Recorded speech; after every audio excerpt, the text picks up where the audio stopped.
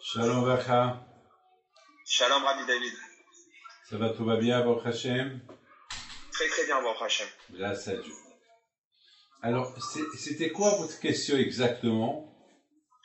C'était en fait de savoir, en lisant la Parashat Devarim, on a l'impression que Moshe fait un récap au Bnei Israël de qu'est-ce qu'ils ont passé jusqu'à là. Et moi, ce que je voulais savoir, c'est en quelle occasion, pourquoi il avait besoin de faire ce récap. D'accord. Alors, ce cours de Torah, les Ishmat, vos grands-parents, Zichronam Levacha. Les Ishmat et le Ishmat Dévora, Bat Clara, Zichronam Levacha. Alors, Amen.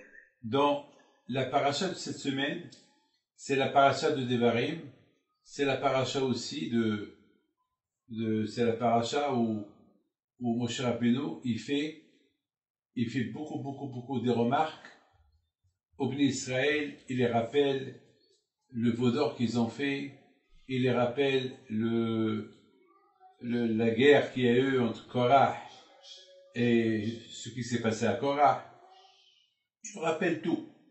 Il le rappelle, mais on a bien remarqué que Moshe Rabbeinu, il a parlé avec des sous-entendus. Il n'a pas été directement avec eux. Il leur a pas dit, vous avez fait le Hegel. Il leur a dit simplement, Védé Zahav, l'or. Vous avez couru pour avoir beaucoup de l'or. Et voilà, avec l'or, vous avez fait le veau d'or. Mais, Baruch Hashem aussi, il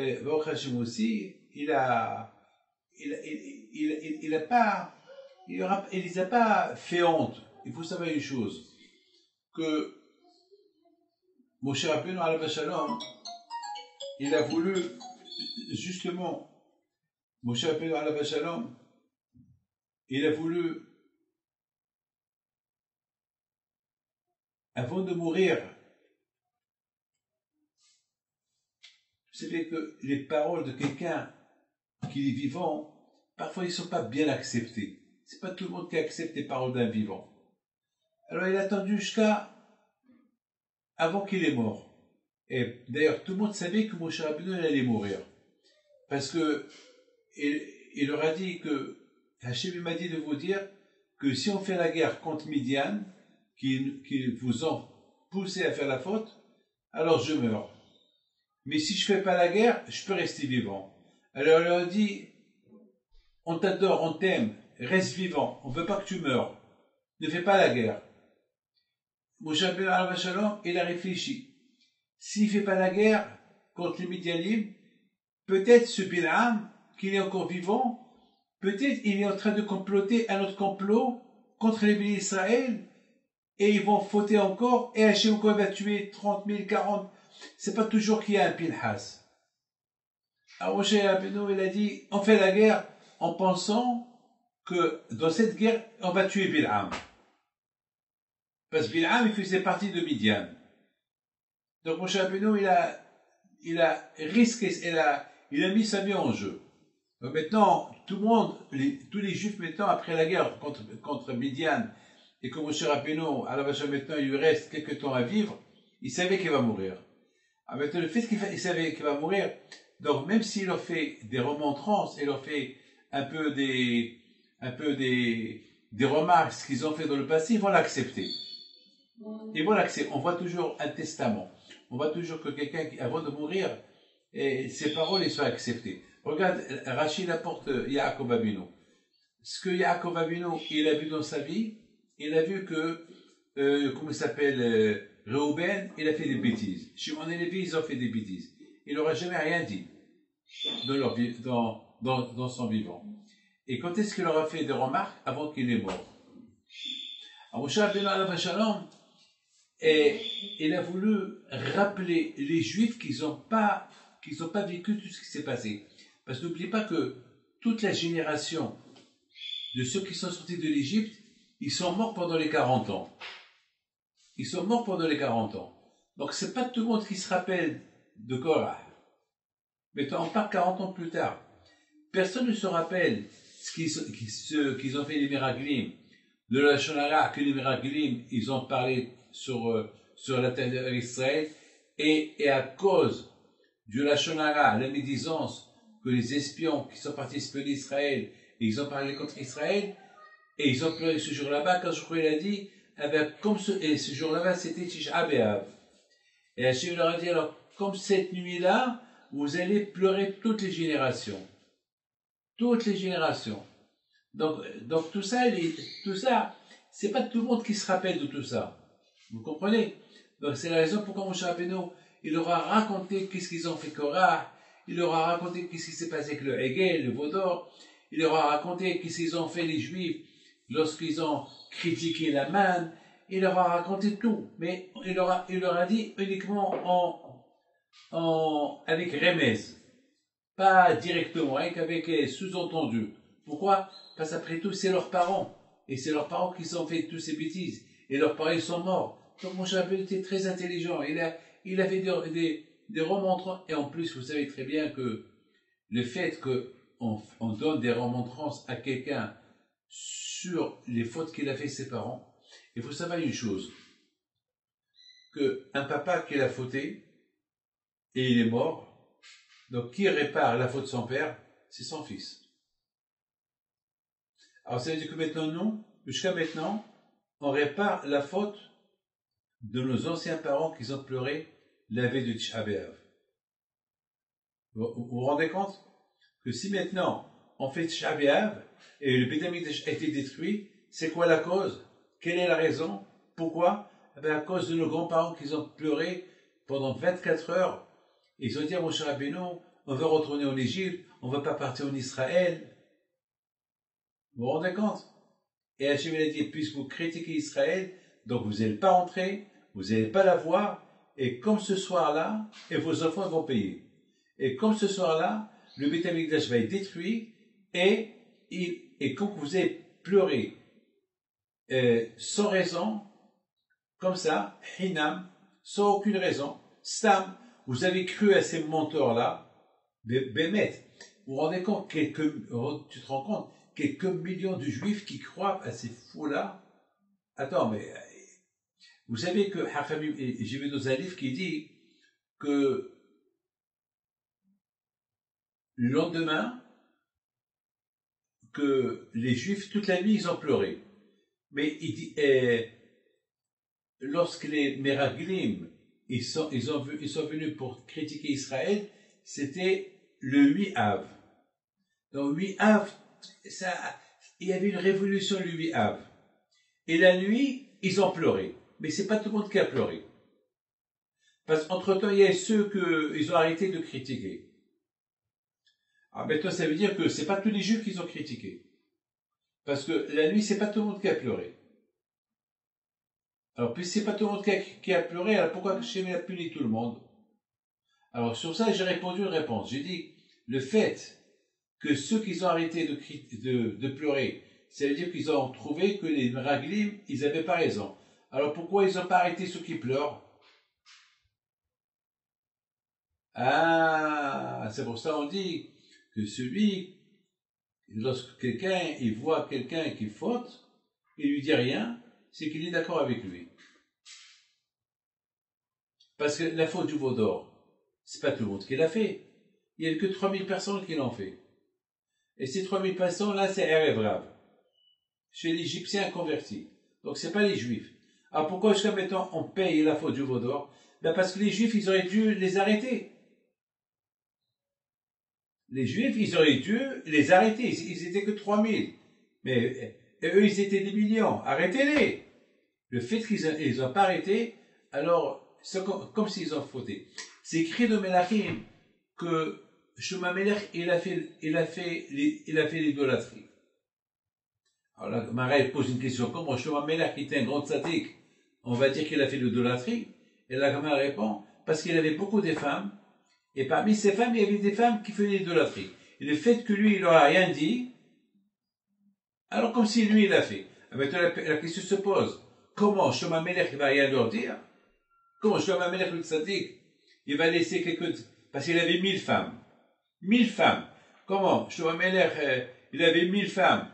Quoi? Et il sait qu'il y avait des femmes, quelques femmes, qui se sont converties, qui ont commencé à faire l'idolâtrie. Il leur a pas dit, c'est péché de le faire. Il se peut que Shlomo Ameler, tellement qu'il avait des femmes, alors il savait pas exactement ce qui s'est passé. Alors le fait que, alors c'est pour ça on lui dit, alors pourquoi tu as marié 1000 femmes et tu peux surveiller 1000 femmes, c'est impossible. Déjà une, on peut pas la surveiller. Déjà une, on peut pas la surveiller. Comment on va surveiller 1000 femmes? C'est impossible. Alors pourquoi tu les as mariées?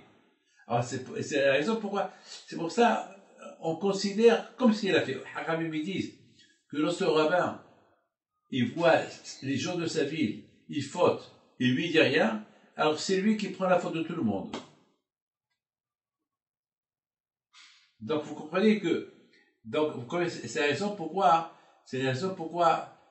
malheureusement, à cause que eux, ceux qui ont arrêté de pleurer, ils ont commencé à voir que Bémet, les Meraglim, ils sont des charlatans. Alors, ils ont arrêté de pleurer. Ils ont dit, d'ailleurs, la preuve que le lendemain, il y a eu des gens qui ont voulu partir en Israël et Moshe Rabbeinu a dit, ne bougez pas, ne partez pas parce que Hachem est pas avec vous. Ça veut dire qu'on voit que c'est pas tout le monde. Mais le fait que eux, ils n'ont pas arrêté ceux qui étaient en train de pleurer, alors comme si eux-mêmes ils ont fait la faute. Ah, mais dans tout cela, Moshe Rabbeinu, il rappelle les bénis Israël.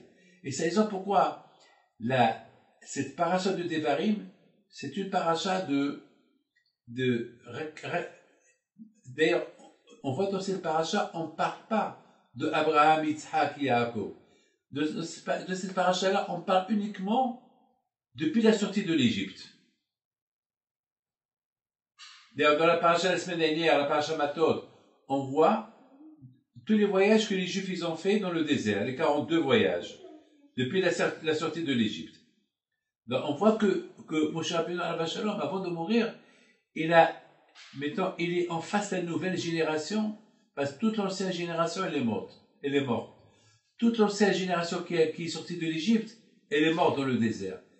Et ils n'ont pas vu et cette nouvelle génération, ils n'ont pas vu la guerre de Korach contre Moshe Rabbeinu, ils n'ont pas vu lorsque la terre s'est ouverte, ils n'ont pas vu Datan Va'abiram, ils n'ont pas vu Nadab Va'abihu, ce qui s'est passé au Beth Amikdash, ils n'ont pas vu comment ils ont inauguré le temple, ils n'ont pas vu comment ils ont fait l'Inissim, ils ont fait le sacrifice, ils n'ont pas vu comment il y avait Matan Torah, vous comprenez? Ils n'ont rien vu de tout ça. Ils n'ont pas vu la sortie de l'Égypte, ils n'ont pas vu, il y a plein de choses qu'ils n'ont pas vues. C'est la nouvelle âge. Alors Moshe Rabbeinu alav shalom, lui qui avait 120 ans, lui, en plus, il y avait avec Moshe Rabbeinu encore quelques personnes qui étaient vivants. Pourquoi? Parce que qui est mort pendant les 40 ans? Ceux qui avaient à partir de 20 ans. Alors, ceux qui avaient 20 ans, à partir de 20 ans, il y a eu la Gezerah de mourir. Mais, alors, et ceux qui avaient 19 ans, et 18 ans, et 16 ans, et 17 ans, eh ben, ils étaient vivants. Ceux-là, ils ont fait l'Égypte.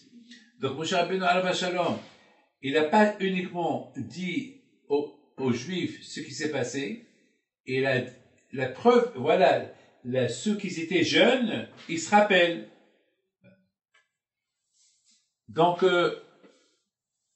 Moshe Rabbeinu alav shalom, c'est la raison pourquoi il a voulu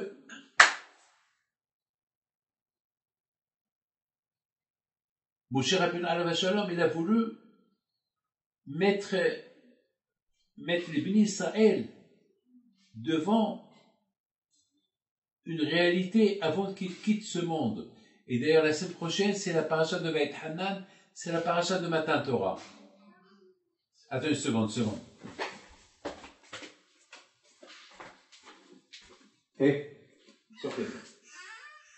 Ça te dérange, vous savez que je suis en train de faire un cours de Torah. Entrez là-bas, jouez là-bas.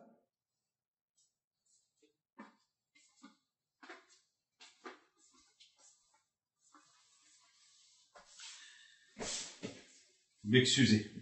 Donc, vous voyez que dans la paracha la semaine prochaine, c'est la paracha de, comment il s'appelle, de de Matan Torah. Donc Moshe Rabbeinu Alav Shalom, il a répété, et c'était une répétition de toutes les mitzvot que Hachem il a donné à Am Israël. Mais vous voyez, comme je t'ai dit tout à l'heure, on voit pas qu'on parle de Abraham, Yitzhak, Yaakov, parce que ça, c'est depuis l'Égypte, la Gemara dit que les Bnei Israël ils ont parlé qu'en Égypte, toujours ils parlaient de Abraham, Yitzhak et Yaakov. Ça, c'était la Torah qu'ils ont discuté en Égypte.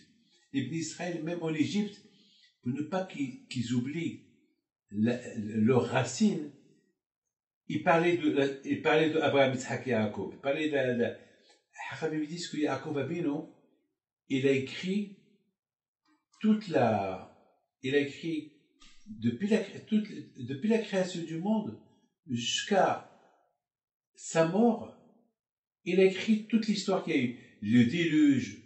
Comme ça, les Israël, ils sont restés connectés à leurs racines, Abraham, Yitzhak, Yaakov. C'était important. Mais maintenant, la chose la plus importante, elle est comme ça. Dans la paracha de Devarim, c'est mentionné Echa. Moshe Rabbeinu dit Echa Essa Levadi. Comment moi tout seul je peux vous être le responsable de vous tous. Mais il a utilisé le mot Echa. Et Echa, malheureusement, c'est le livre de Echa qu'il a écrit Yermia, et que ça commence Echa Yashvad Badat. Comment Israël a été détruite? Echa, comment? Moshe Rabbeinu a dit Echa, comment je peux vous lever moi tout seul? J'ai dit à Hachem, je peux pas être tout seul. Hachem, aide-moi, donne-moi des gens qui m'aident pour assurer parce que être le Dayan des millions de Juifs, et moi je dois répondre, je veux de l'aide. Et Hachem lui a donné de l'aide. Il lui a dit, bon, allez, tu vas nommer certaines personnes qui vont t'aider. Mais le mot Echa, c'est de la folie, hein. Et vous savez que dans la paracha de Vayet Hanan aussi, il y a là-bas le mot Echa. Parce que beaucoup des fois, Tisha B'Av, ça tombe au Devarim, au Vayet Hanan. Et il y a Echa, et là-bas aussi il y a Echa. C'est de la folie.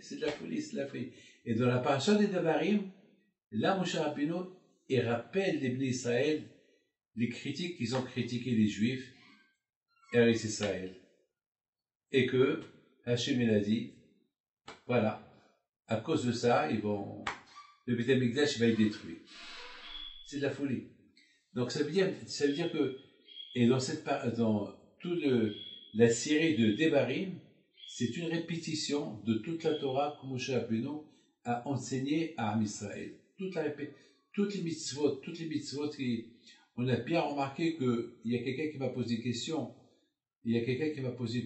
Que dans toute la série de Devarim, on ne parle pas des sacrifices, des korbanot. C'est de la folie, hein. Et on ne parle pas aussi de la construction du Mishkan. C'est bizarre, hein. Alors on parle de beaucoup de mitzvot, plein de mitzvot, une répétition de toutes les mitzvot, mais on ne parle pas du Mishkan. Et aussi, si vous avez bien remarqué, il n'y a pas Azeh Moshe. Il n'y a pas Kehat Yam Souf. On parle de la sortie de l'Égypte, mais on ne parle pas du grand miracle de Kehat Yam Souf. Et la plus grande question que j'ai, c'est que Moshe Rabbeinu leur dit, et il a commencé à leur parler après la guerre qu'ils ont fait contre Og et la guerre qu'ils ont fait contre Sihon. Et pourquoi c'est pas répété et la guerre qu'ils ont fait contre les Midianim? Pourquoi? C'est magnifique, hein? Alors, vous savez pourquoi? Parce que la guerre de Og et la guerre de Sihon, c'est une guerre, c'est terminé. Mais la guerre contre Midian, c'est pas terminé. Les envies des femmes. le Yetzirah de la femme, c'est pas terminé. J'ai vu dans des livres de Kabbalah qui disent que Bil'am, il a créé un Yetzirah de la femme jusqu'à la venue de Mashiach, que jamais il peut partir. Ni ouf, znout. Et c'est la raison pourquoi Moshe Rabbeinu, il est enterré en face Bet Peor, en face la Avodah Zarah de Bil'am, de Bet Peor, Bil'am Ben Peor. Pourquoi? Pour réduire la capacité de l'envie de znout, de la débauche qu'il a créé Adam, qu'il a créé Imachemo Bil'am Aracha. Étant donné que cette guerre-là, elle est pas terminée, donc on n'a pas mentionné, et la guerre qu'on a fait contre les Midianim, pas cette guerre-là, elle continue. Même quand Moshe Rabbeinu est enterré en face Beth Peor, mais quand même il est resté un petit pourcentage. Un pourcentage de Sahara, il est resté, et ce pourcentage-là que le monde entier, regarde aujourd'hui, toute la débauche qu'il y a dans le monde, c'est rien qu'un petit pourcentage de ce que Bil'am il a fait. Tellement que c'était fort, le Yetzirah du Znout qu'il a créé Bil'am, que ça a pénétré même à côté de Beit HaMikdash. Ça a pénétré et ça a traversé les Anané Kavod. C'est rentré à l'intérieur. La preuve que Zimri, il a pris la Goya chez lui. Vous vous rendez compte, dans le camp de Beit HaMikdash, dans le camp de Am Israël, dans le camp où il y a les 7 nuées, là-bas ils ont fait rentrer les goyotes. C'est incroyable, c'est inimaginable.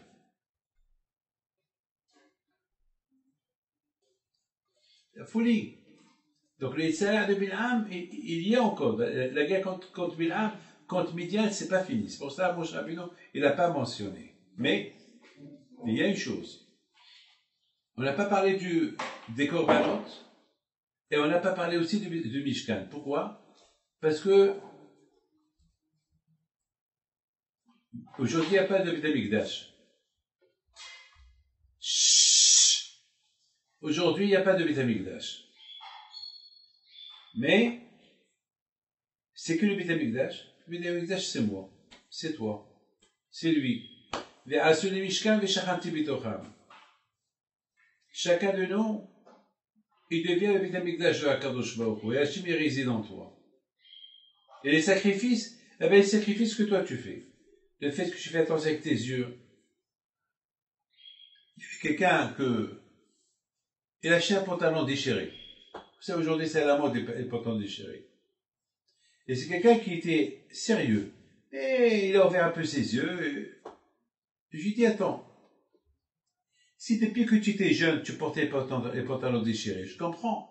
Mais maintenant que tu as 40 ans, c'est maintenant que tu commences à porter les pantalons déchirés. Attends, mais t'es fou. Tu sais bien que ça pour les jeunes qui ne savent pas encore. Mais toi, tu as 40, 45 ans, tu as ta fille qui a 20 ans, elle est en plus, elle sort avec quelqu'un. C'est béton que tu veux rajeunir. Mais boule, qu'est-ce que tu as? En plus, tu fais d'affayoumi. En plus, tu viens, tu étudies. C'est maintenant. Attends. Il me regarde. Il me dit, je vais changer mon look. Je dis, alors change ton look dans le bien. Fais les péotes. Fais-toi pousser une petite barbe. Pourquoi tu veux changer ton look dans là où tu vas t'enterrer là, ça? Change ton look en quelque chose d'autre. Pourquoi ça? Ben, il a commencé à rigoler, mais Rabbi David, t'as raison, tu m'as réveillé. Eh ben, je pense, mes amis, c'est ça, Moshe Rabbeinu. Moshe Rabbeinu, Alva Shalom, il a, bien sûr que les bénis d'Israël, à son époque, il connaissait toutes ces histoires-là, et il savait. Mais Moshe Rabbeinu, Alva Shalom, il a voulu que ça soit écrit dans la Torah. Et chaque parole qu'il a dit, à partir de Elea Dvarim jusqu'à la fin, c'est écrit dans la Torah. Moshe Rabbeinu, il a voulu que ça soit écrit dans la Torah. Pourquoi? Parce que chaque chose qui est écrite dans la Torah, c'est une confirmation. C'est une confirmation. Regardez, je vais vous donner une petite page extraordinaire, une page spectaculaire. Dans la paracha de la semaine dernière, on lisait Matot Masei, oui ou pas? Dans la paracha de la semaine dernière, on parle de Réhouven et Gad et la moitié de Ménaché. Qu'ils ont dit à Moshe Rabbeinu, nous on ne veut pas rentrer en Israël, on préfère que tu nous donnes les terres de Sihon et Og, qui sont en dehors d'Israël. Au départ, Moshe Rabbeinu, il n'était pas d'accord, mais à la fin, il était d'accord parce qu'Hachem lui a dit, laisse-les. Pourquoi? Parce qu'ils avaient beaucoup d'animaux. Maintenant, tout le monde pose une question. Pourquoi eux, ils avaient beaucoup d'animaux? Pourquoi eux, ils avaient beaucoup d'animaux plus que tout le monde? Il paraît qu'ils avaient des millions et des millions d'animaux. Il paraît qu'il y avait... Il paraît qu'il n'y avait pas de place, même s'ils rentrent en Israël, il n'y a pas de place pour tout ce qu'ils avaient. Alors, on pose la question. Comment ils ont eu ces animaux-là? Pourquoi eux, ils avaient plus que tout le monde? Et vous savez c'est quoi la réponse? C'est parce que Shevet Réhouven et Shevet Gad, jamais ils ont égorgé les animaux pour les manger. Ils ont mangé que la manne. Alors que les Juifs, ils faisaient l'abattage. Eux, ils n'ont pas fait l'abattage. C'est pour ça qu'ils avaient beaucoup. C'est beau, hein? Ils avaient... Alors, c'est pour ça que quand je vois il a dit... Bon, si ils avaient pendant 40 ans Emouna en moi, ils ont mangé que la manne, ils n'ont jamais critiqué la manne, ils n'ont pas égorgé les moutons, alors je leur fais confiance, ils peuvent rester en dehors d'Israël. Donne-leur les terres, le Golan et tous les alentours là, tu leur donnes. Mais ils étaient les premiers à aller en exil. Parce que lorsque l'ennemi est rentré, il a occupé Israël, c'était eux les premiers qui ont été exilés. Ouais, c'était les premiers qui ont été exilés. Alors, vous voyez déjà dans la paracha de la semaine dernière, on parle déjà de l'exil. On parle déjà. Et là, Moshe Rabbeinu leur dit, tous, il leur a dit, Elea Devarim, si vous respectez ces paroles de Torah, et vous faites attention, ne recommencez pas les bêtises qu'ils ont fait, Korah, le veau d'or, et tout ce qui s'est passé, les critiques, alors vous allez rester dans la terre d'Israël. Sinon, Echa Yashba Badad. Comment Eretz Israël est resté vide? Avec tout ce qu'ils ont traversé en Égypte, Matan Torah, 40 ans de désert, 600 ans avec le Beth Amikdash à Yerushalayim. Jérusalem était la capitale du monde entier. Comment elle est devenue seule? Alors, la Torah, elle ne nous parle pas des korbanot, la Torah ne parle pas des sacrifices et du Beth Amikdash. Pourquoi? Parce que pourquoi la Torah, elle a tellement écrit sur le korbanot et sur le Beth Amikdash? La Torah, elle aurait pu écrire les mitzvot qu'on a l'habitude de faire chaque jour. On n'a pas besoin de le détailler, pas, en grand détail. Pourquoi? Eh bien, justement, si la Torah, elle a beaucoup détaillé, elle a écrit beaucoup de parashiot pour les sacrifices et beaucoup de parashiot sur le Beth Amikdash. Vous savez que Hachamim me disent que les plans du Beth Amikdash qu'il a construit Moshe Shlomo Amelech, ben c'est Halakha et Moshe Misinaï. C'est Hachem qui les a donnés à Moshe, Moshe les a donnés à Yeshua, Yeshua aux Skinim, les Skinim aux Nevi'im, jusqu'à Shmuel HaNavi. Shmuel HaNavi les a donnés à David HaMelech, et David HaMelech les a donnés à qui? À Shlomo. Ça veut dire que même les plans du Beth Amikdash, c'est écrit dans le ciel. Il y a beaucoup de mitzvot dans la Gemara, si vous lisez la Gemara, on te dit halakha le Moshe Bisinaï. Beaucoup de halakhot qu'ils ont été donnés à Moshe Bisinaï, mais ils ne sont pas écrits dans la Torah. Donc vous voyez que, au lieu que la Torah détaille les plans du Beit HaMikdash et la Torah détaille les sacrifices qu'on doit apporter, que ça soit halakha le Moshe Bisinaï, et on écrit dans la Torah les mitzvot qu'on a besoin maintenant. Eh bien justement, la Torah elle a écrit beaucoup sur le Mizbeach, sur le Aaron, sur le Mishkan, sur les sacrifices, parce que si un jour il n'y aura pas de Mishkan, un jour il n'y aura pas de sacrifice, eh bien c'est l'homme qui va devenir le Mishkan, et c'est l'homme qui va devenir les sacrifices qu'il va faire. C'est quoi les sacrifices que tu vas faire, monsieur? Eh bien, tu fais attention avec tes yeux, ne regarde pas ce qui est interdit, tu fais attention avec tes mains, tu ne touches pas avec tes mains ce qu'il ne faut pas toucher. N'utilise pas tes pieds à aller où il ne faut pas y aller. N'utilise pas ta bouche à parler des bêtises, les oreilles à côté du mensonge. Donc ça s'appelle un sacrifice. Vous savez, aujourd'hui, j'ai reçu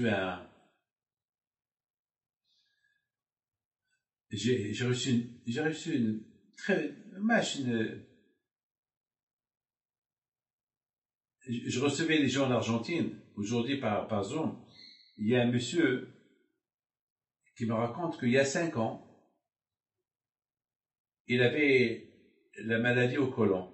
Il avait la grave maladie au côlon et le médecin ne lui a pas donné grand-chose à vivre. Il n'y avait rien à faire. Et c'est un monsieur qui faisait ni Torah, ni Mitzvot, ni rien du tout. C'est lui qui me l'a raconté aujourd'hui. Il me raconte qu'il est venu me voir et moi je lui dis, écoute-moi, tu viens chez moi pour que je te fasse une bracha. Alors, il faut payer pour cette bracha. Alors, il me dit, how much? Combien? Je dis, c'est pas d'argent. Tu veux que Hachem, il t'envoie la fois? Toi aussi, je veux que tu fais un sacrifice pour Hachem. Il me dit quoi? Je dis, tu mets de filin. Tu le mets 5 minutes par jour. Je vous savez que s'il me dit, les médecins n'ont rien compris. Ça fait 5 ans qu'il a eu ce miracle, il m'a rien raconté, parce que maintenant, il a une autre maladie, c'est maintenant qu'il m'appelle. Il me dit, les médecins ne comprennent pas. Comment il a guéri? Eh bien, parce qu'il a fait un sacrifice. Parce que c'est un monsieur, c'est un libéral, il est libéral, il est réformiste, il fait rien du tout. Pour qu'il mette filin, c'est un sacrifice pour lui, pour les mettre de filin. Et pour mettre de filin, il a commencé à faire beaucoup de mitzvot aussi. Donc c'est un sacrifice qu'il a fait. Donc, c'est ça le sacrifice. Alors quand je me lui envoyer la réfoua. Et c'est la raison pourquoi cette parasol de Devarim, elle est très, très, très importante. Très importante. Vous savez, vous savez que Moshe Rabbeinu, alav shalom, il a répété au Bnei Israël toutes les mitzvot existantes jusqu'à la venue de Mashiach.